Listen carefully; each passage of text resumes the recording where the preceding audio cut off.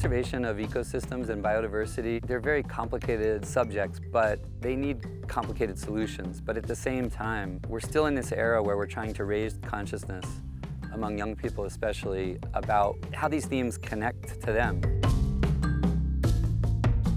What's exciting about the Magical Kenya Tembo naming program, Tembo is elephant for those who don't know. Elephant are an iconic species. Their populations have been, decimated from historic populations. In Kenya, the population recovery is a success story. It's 16,000 over 30,000. The concept of Tembo naming came because in Amboseli, it's a very unique ecosystem. And elephants being a keystone species here in Amboseli, we thought it is good to keep it alive by fundraising so that we get to use the funds to advance conservation issues, majorly acquire more space for wildlife outside protected area. Also to try as much as possible to do community projects so that community can coexist.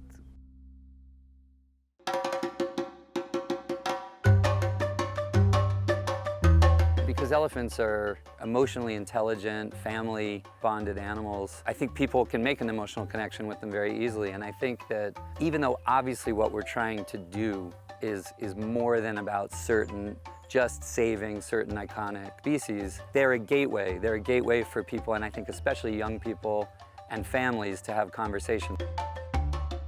When you grow up around conversations, they become a part of what you're interested in. But then too, my father in particular really got us out into nature, into experiences in the natural world when we were very, very young.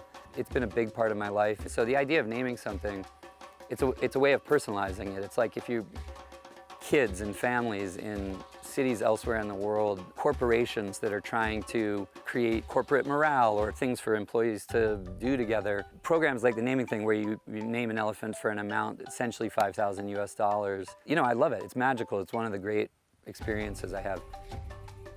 This is Amboseli Park. This is only one of those 10 elephants is in the park. Wow. 2 of them are up near Selingay. One of them's west. One of them's way up toward Kajiado, and the other one's halfway.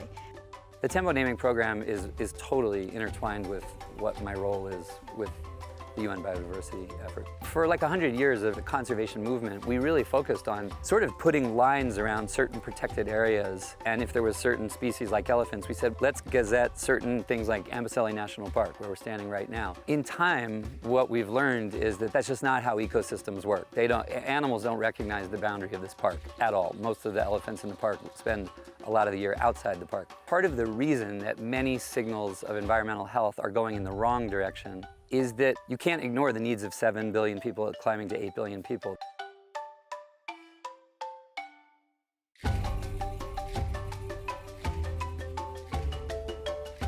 We have to figure out a way that we value nature appropriately. We have to recognize that the economic systems that support us rely on healthy ecosystems, watersheds, biodiversity, all of it. And the thing is, like, in the Amboseli-Tsavo ecosystem, you have Maasai communities who own nearly 2 million acres of the heartland between these protected areas.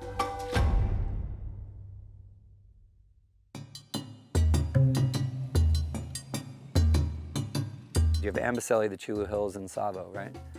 And right in the middle of that triangle, you have communities, and they're pastoralist communities, so their economy has traditionally been cattle. And if the industries that are created off of natural resources, like tourism or mining or forestry, don't bring a better economic future for communities than choices that degrade the land, it's over.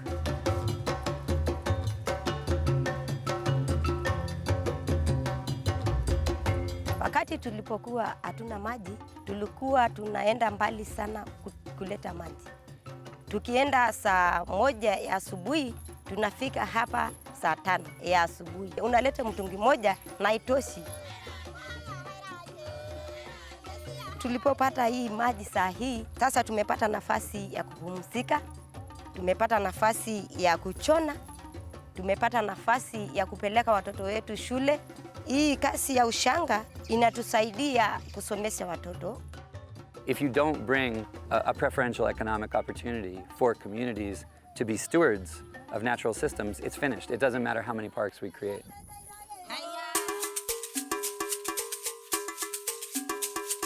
What we do as Kitenden Conservancy is more bringing the community aspect into conservation, not only giving land, but agreed to be controlled on the settlement to allow animal space. Lima Oscar Charlie from Lima Bravo. Animal sighting, ni track of zebra, one adult. We have an increasingly large percentage of women acting as the community rangers within the wildlife security program we run. You know, in some communities, there's a historic bias toward having men be in field jobs and women things, and I think that's totally shifting and atomizing. And because of community contributing into conservation, we have seen minimal human-wildlife conflict.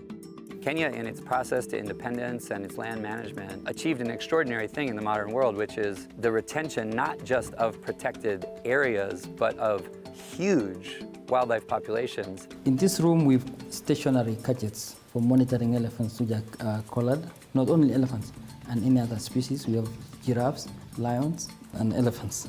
We collar because we want to know the routes that these animals take, so that we make informed decision on how to make a conservancy or a corridor.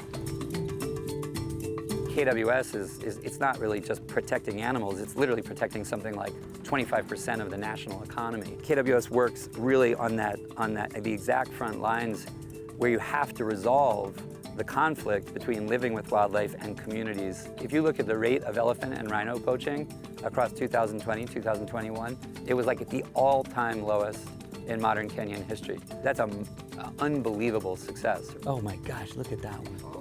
Look how little. I mean, that's like 1 or 2 weeks old. Yeah. You talk about it all academically a lot, but then when you see them up close, it's just like, wow. I'd love to see companies getting employees together, checking out this Tembo naming program. But you can get groups of people together, you know, and have a class funded or have a whole school funded.